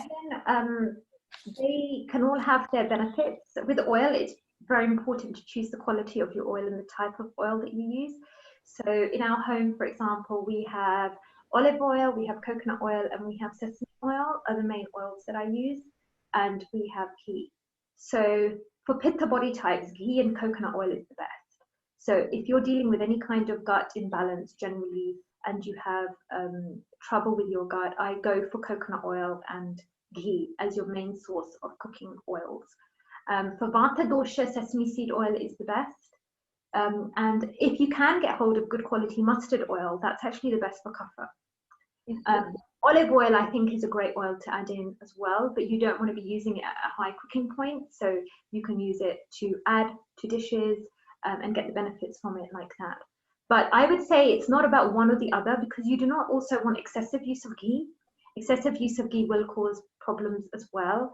And so you want to be balancing it out. And so I find even with cooking, it actually takes on the taste, right, in the dishes. So you sometimes are drawn to the coconut for a certain dish, and then you'll be drawn to the ghee for a certain dish. And then just having the toolbox available just means you can play around with it a little bit and see what works for you. But I would say all four of those are useful to use in the kitchen. Another question we had is the allergy, seasonal allergies related to the gut, and how can you control it? Yeah, so again, I can't really talk about the allergies per se in terms of the condition, but I did mention that I was going to talk about food intolerance. So seasonal allergies are very often to do with the message the gut is getting in terms of the immune system. So when I get anybody with any kind of allergic response, from like hives and skin conditions to asthma or hay fever, you always want to go back to the gut. And you always want to check if they have food intolerances. Now, the reason we are having food intolerances is because A, the quality of the food that is being produced is not what it was. The wheat is not what it used to be. The dairy is not what it used to be. Everything has changed. And second, our Agni in itself is probably weaker and not able to digest the food properly. So when that happens, as I mentioned, the food can then trigger this immune response in the body. And if your body is constantly being on alert, what it then does, it makes you sensitive to things you wouldn't otherwise be sensitive to. So nowadays we get a lot of people, a lot of young children that have allergies to so many things because their bodies are on this high alert all the time, that instead of thinking, oh, everything is fine, everything now becomes dangerous to the body. And so with seasonal allergies, you do want to go back to the gut. You want to look at food intolerances, of which the key ones tend to be gluten and dairy. For allergies, it tends to be dairy. Removing of dairy and seeing how you feel, if that helps. If the seasonal allergy around springtime, we know that's a kapha dominant season. So you're meant to change your diet to more kapha dominant, kapha reducing foods. So honey is used in the spring season. Now, honey actually has the properties of decreasing phlegm and kapha from the body. So for kapha body types, honey is the best sweetener, because honey actually cleans and cleanses. So if you're getting allergies and if you're getting runny nose and sniffly and watery eyes, the honey can really help. But what you want to make sure is the honey has not been heat treated, so the honey is raw, because according to Ayurveda, honey that is heated becomes poison. And what I find so interesting is that honey is not meant to be used for children below the age of 1. And if you look back at the studies, I remember years ago when that came out, and I thought, no, in Ayurveda, honey is what you give to kids. That's how you give them medicines. Everything is honey, honey, honey. And then I realized because the studies that were done were not with raw honey. And if the honey you buy on the market is all heated, so then, yes, according to Ayurveda, it is poison. And therefore, the child probably did have a reaction to it. But is the honey a problem? No, it's the way it's processed. So with seasonal allergies, taking of honey, adding in anti-inflammatories like turmeric and other herbs that are good for the respiratory system, depending on where the symptoms are appearing, but definitely going back to the gut, making sure there's nothing in the gut that you are taking in that is triggering the immune response, you're digesting your food properly, is very, very important. Okay, cool. Also with regards to taking in water, we're all told to take in 2 liters of water a day, but is it specific to a body size, or when is the best time to take in water? Yeah, so again, logic, let's use the understanding that we've had over the last few sessions, right? So a kapha is water and earth. So what do you think? Do you think they would need the same amount of water as ether and air person? Definitely not. No, right? Because they're predominantly watery, so they need water, but they won't need as much. And what you find is pitta dosha, they tend to drink loads of water. They are just guzzling water down.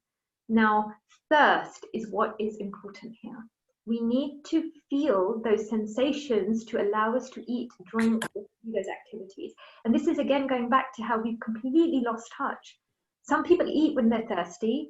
People don't even know what it feels like to be thirsty. They just think they're annoyed or irritated, but actually all they needed was a glass of water. So we need to understand what it means to be thirsty. Secondly, yes, you need a certain amount of water intake in the day. But what I also say is you do not want to say anything is a set amount for everybody.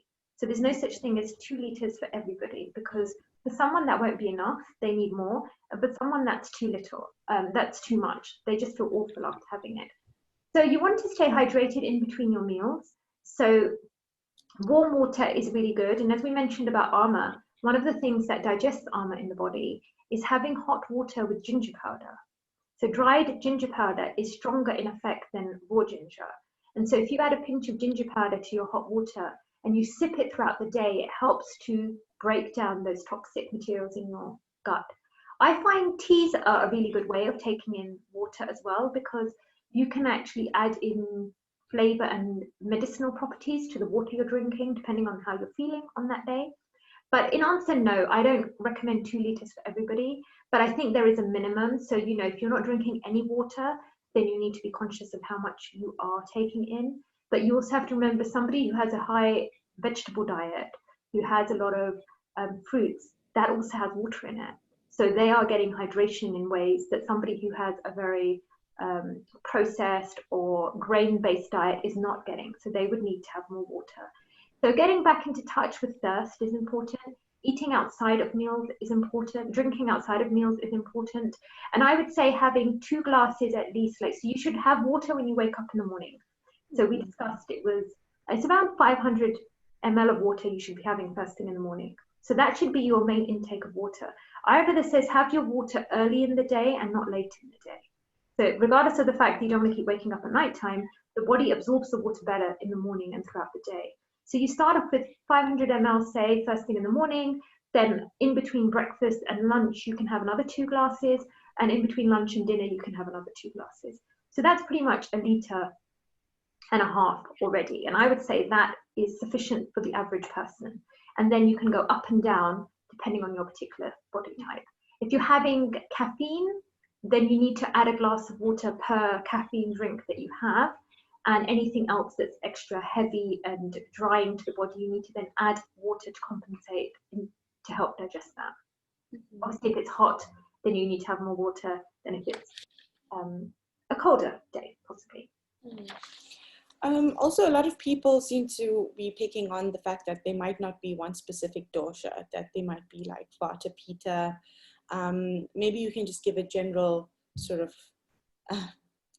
each person is specific and each person has different elements of their dosha active at different stages, I guess. of their life. But maybe just a brief sort of summary on what is, I mean, your whole talk was a good summary about everything, but just to give them a reassurance about it. Yeah, so again, as I mentioned previously, most of us are two doshas. And so many of you are going to fall into two camps when you think about the tips that I mentioned. But you'll find that when I explain each of the doshas, it's really to give you the opportunity to be able to understand what's going on. So if, for example, you're feeling nauseous, that's quite a kapha quality to feel nauseous. And so if you have those symptoms, then you need to be thinking about, is your kapha out of balance? Is the digestive system a bit sluggish? Do I need to do the things that go against the kapha? It's not so much about the body type always, it's about making sure you don't have the imbalance. So if you're getting bloated, if you're getting constipated, then you're thinking about vata, and you're thinking, how do I bring my vata back into balance? If you're having excessive hunger throughout the day, if you're getting diarrhea and burning, then you're thinking pitta's maybe out of balance. How do I bring that back into balance? So on a normal, if you're balanced, regardless of which dosha you are, you'll be eating the same. So you have a balanced plate. And in Ayurveda, we don't talk about fats and carbs. We talk about the tastes. So that's something I didn't mention, but the 6 different tastes should be in your plate, which is why the thali system was there, because we covered all of the different tastes. And then you need to make sure that you only consider the imbalance when you start to notice there is a problem. So you're aware that you're kapha, so maybe you overeat, or you're a pitta, so you get hungry very quickly. You're aware. Don't need to do anything about it unless it becomes a problem. So I really want to take people out of the mindset that because I'm a pitta, I now need to go and do this. Or because I'm a vata, I now need to go and do this. Or because I'm a kapha, I do this. Because you will end up with another problem. You'll put another dosha out of balance. You need to take the information to use it as your way of understanding when something goes out of balance. So you can be your own detective, your own doctor. You can say, oh my goodness, I feel really nauseous, like I said. Maybe there was too much fat in my diet today. Maybe I didn't digest my food as optimally today. Oh, I'm really bloated today. Maybe I should take some vata pacifying. I mean, you can Google some of these now, right? You can go to vata pacifying spices and say, okay, I'm bloated.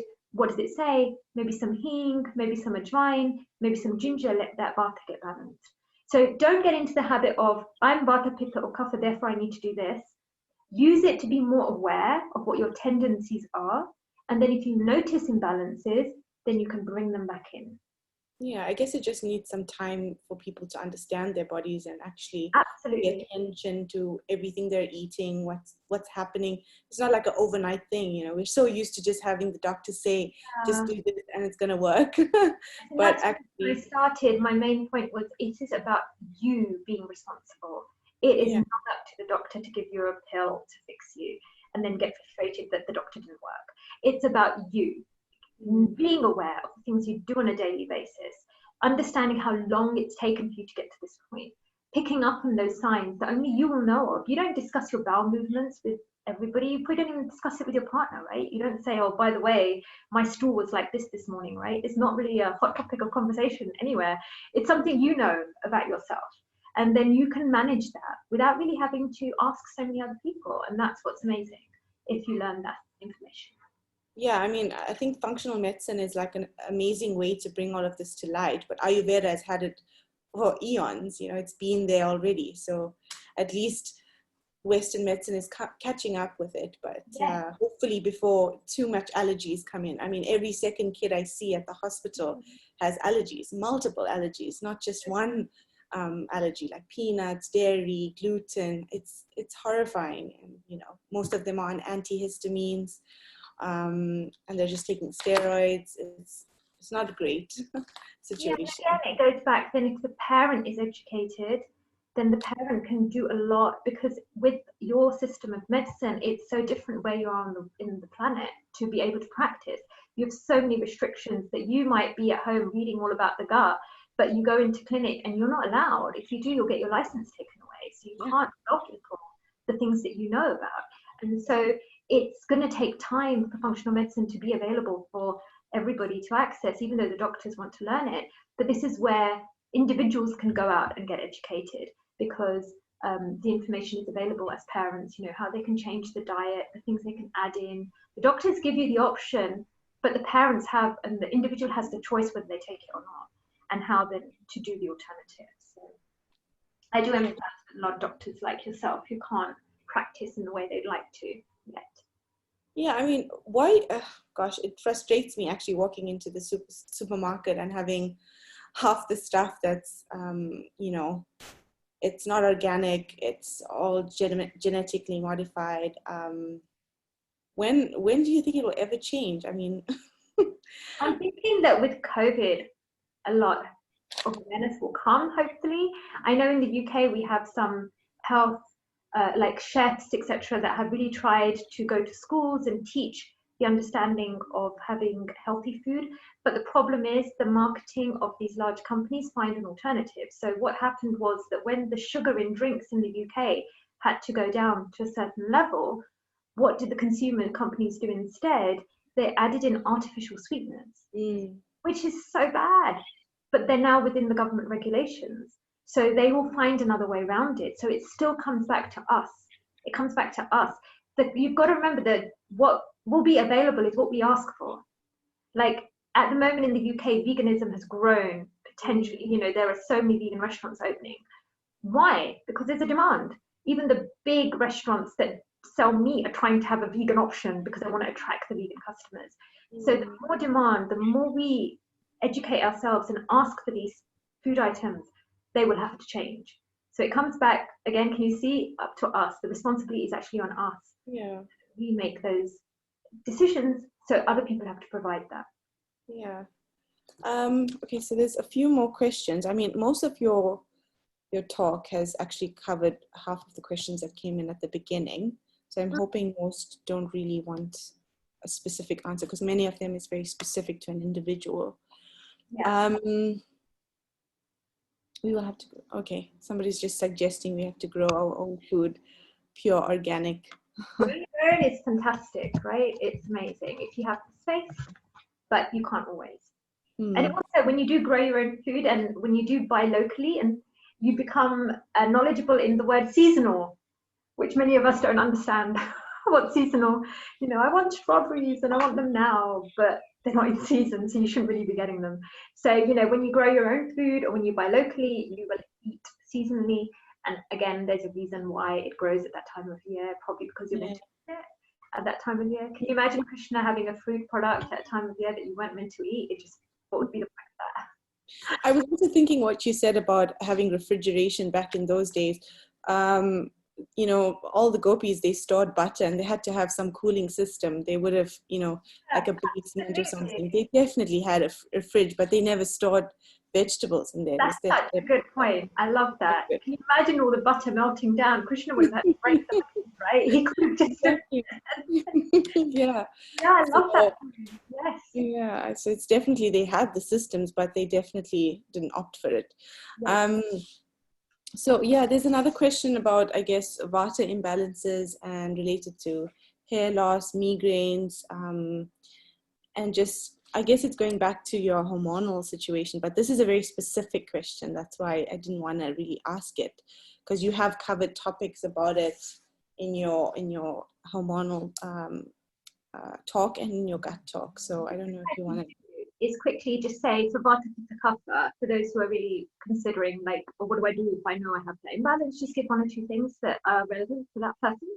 So if you're noticing you have overall systemic Vata imbalances, then the key things you can do to bring the Vata back down is all of the opposing qualities to Vata.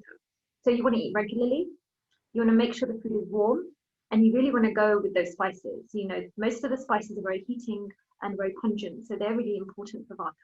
And one of the best spices that I love using for Vata imbalance is hing. Hing immediately brings the air and pushes it down. So if you feel bloated or you can't digest the food, then hing is amazing. So you want to have hot food, you want to eat regularly, and you want to use spices, and you need a bit of fat.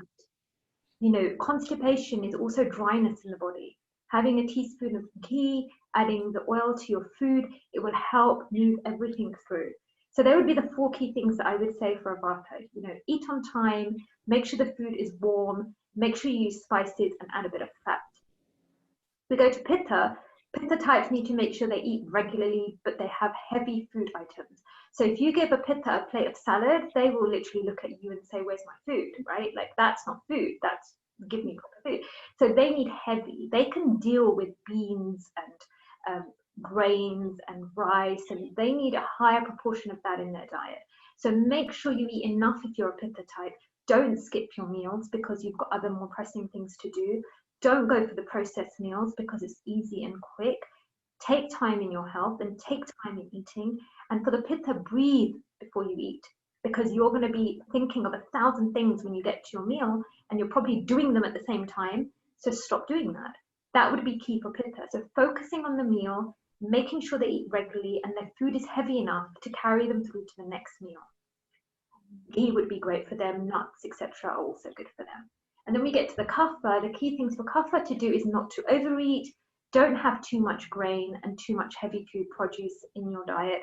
You go for more of the plant-based foods, more of the salads and the vegetables. Have soups. Have regular gaps between your meal. Make sure that after you ate one meal, you're actually hungry at the next meal. If you're not, skip the meal. It's okay to skip the meal. You will make it to the next meal, I promise you. The couple will be like thinking, I can't do this. You can. Don't eat so close to bedtime. This is for everybody, 3-hour gap, but especially those Kapha night individuals who like to sit around at night reading and then, oh, I'll have a biscuit. Oh, I need a snack. Oh, I need something. It will disrupt your sleep patterns. Don't do that. So keep the 3-hour gap. So with Kapha, it's more about not overeating, not eating too many heavy foods and heavy sweet foods, and making sure that they are actually hungry before they eat. And they can also use lots of spices. That will really help them. Pitta tend to get a bit agitated with too many spices, but the Vata and Kapha are a bit safer in using more spices. So hopefully that helps for anyone who, this would relate to anything. So if you've been diagnosed or assessed and you think, oh, my Kapha is out of balance, then for a short period of time, you can adopt some Kapha balancing regime. Same with Pitta and Vata. Don't do it for a long time. Do it until you feel better, and then go back to eating in a more holistic way. Also, just to clarify, we all have the doshas within us, just one is more active than the other, right? Or is it you predominantly Kapha type and that's it? Yeah, no. So we have all 3 doshas. Depending on the proportion that we have, it's made up our body. So that's why we might have skin that's thinner or thicker, or hair that's curly or straight. That's based on the doshas. But once all of us have our body types, it gives us certain ability. We have certain tendencies. So naturally, we might metabolize food better. Naturally, we might be a bit more sluggish in our diet because that dosha is predominant. But that is healthy for us. That's not in a sign of imbalance. But on the other hand, if I'm a Pitta constitution, but I keep missing meals and I keep eating processed foods, I could end up putting my Vata out of balance. So I might be a Pitta person, but go to clinic or to a doctor talking about bloating and constipation and headaches. So now that would come under Vata. So even though I'm a Pitta dominant, my imbalance is Vata. So the dosha you need to balance is Vata, not Pitta. Yeah. Okay. That's why your imbalance is more important than your body type. Okay. So the body type just helps you to know your tendencies, but when you need to treat yourself, it's to do with what's out of sync. Okay, cool. I think that answers the majority of the questions. For an anti-inflammatory effect like turmeric, do you have a recommended dose for efficacy, or is it just scaled to what happens to your body? Yeah, no. Firstly, nothing should be taken regularly in the body apart from a very few items like amla. Turmeric is anti-inflammatory, but it also has other side effects that need to be noted. So, for example, if somebody has an autoimmune condition of some sort, then turmeric can actually make it worse. So I am not at all for this is for everybody, and that's why I'm very conscious never to sort of converse or speak in that way, because people do hold on to that kind of information. And every individual case needs to be assessed accordingly. You'll find you say to somebody, take, I don't know, some turmeric, and then they've been taking a teaspoon or 2 for the whole of their life, and they've caused them other problems. Turmeric is very heating, so it aggravates pitta dosha. So it needs to be taken in a certain way. So I would prefer not to answer that in terms of how much to take and what to take, and recommend they see someone to get their personalized amount for that. If you're using it in cooking, it's fine. It's only when you're using it for medicinal properties. Okay. Well, thank you for that amazing talk, and I'm so sorry to have bombarded you with so many questions and gone over time. But also thank you, Vaishnavis, for your questions, and I'm sure Mataji has answered it as best as possible, and I'm also happy with those questions and the answers. Is there any final takeaway point from your class today? Excuse me, if you could just add before we end off. So primarily, I would say that do not compromise your digestion and your gut and your diet for anyone. And that even includes, at the moment, we are not socially gathering so much, but do not feel that you need to eat a certain way because of a social gathering, because that will compromise your health in the long term. So really value your own self and give priority to what you are eating. Take the time to cook and to prepare food and to use ingredients that are well sourced, and enjoy the process. If you don't enjoy it, you're not going to do it. And you need to also enjoy what you eat. Ayurveda says that you need to enjoy mentally what you're having. So prioritize your gut health, prioritize your diet, and take note of even the smallest gut imbalances you feel and deal with them, because that will help you stay healthy for a very long period of time. Cool. Thank you everyone for joining us today. And thank you, Ananga, Sakhi, for always giving such amazing information to all of us. I am sure I'm sure all the devotees appreciate your talks. I think Radhika will just end her live session, and then we can end our Zoom.